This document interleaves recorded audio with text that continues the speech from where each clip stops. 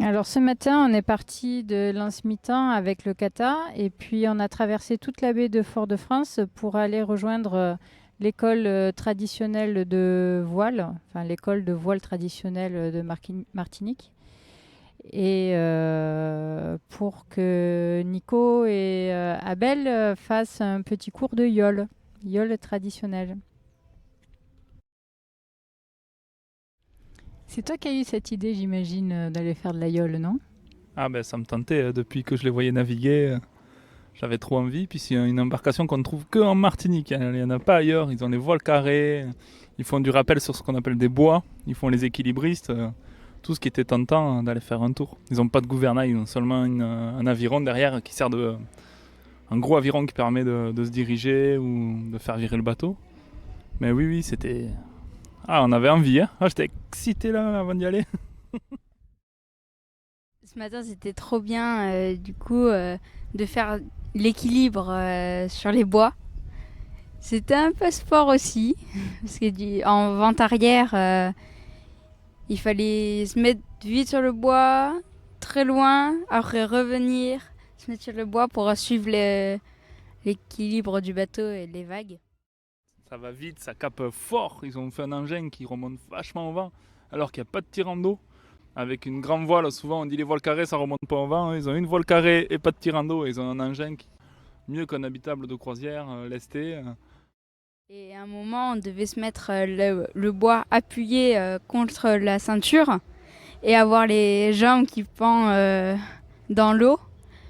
Et ça, c'était quand il y a beaucoup de vent et que le bateau penchait très fort. Donc pleine sensation. Oui. Il faut changer les bois à chaque fois de côté pour virer de bord.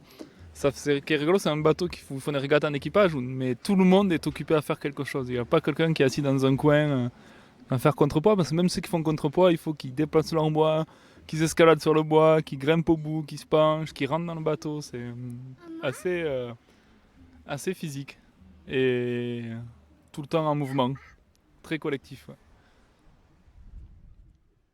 Et à un moment, il y a eu une vague. J'ai j'ai pas eu le temps de rentrer dans le bateau et je me suis fait emporter. Je suis tombée dans l'eau. Je m'accrochais au bois et c'était galère de remonter. Et c'est Nico qui m'a aidé à remonter pour, euh, pour pouvoir recommencer. Plusieurs embarcations traditionnelles. La première, c'est le gommier, qui est à l'origine un tronc creusé dans lequel ils rajoutent des planches pour augmenter la hauteur de flottaison. C'est plus fin, donc beaucoup plus dur à manier, hein, c'est plus difficile. Et ensuite, il y a la yole. Ils gardent la même forme, plus large, en construisant avec du bois, enfin, comme un bateau traditionnel avec des planches. Et ça leur permet d'avoir une forme de bateau un peu plus large et du coup plus stable et plus facile à manier pour la navigation, quoi, pour apprendre. Quand Belle et papa faisaient la yole et tout le monde est tombé et il a retourné le bateau.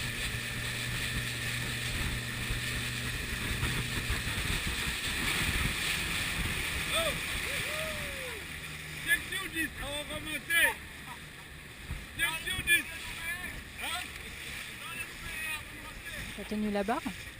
Et c'est pas la barre, c'est l'aviron. Ouais, oui, j'ai tenu l'aviron. Ils m'ont laissé piloter l'engin quand même. C'était sympa, c'est particulier et physique. Ça tire dans les bras, il faut être assez fin. En compétition, ils sont jusqu'à 3 à la tenir en même temps. Quand ils ont beaucoup de voiles, là on avait une petite voile, donc seul ça marchait. Mais c'était vraiment sympa, de bonnes sensations. C'était super. Une bonne découverte.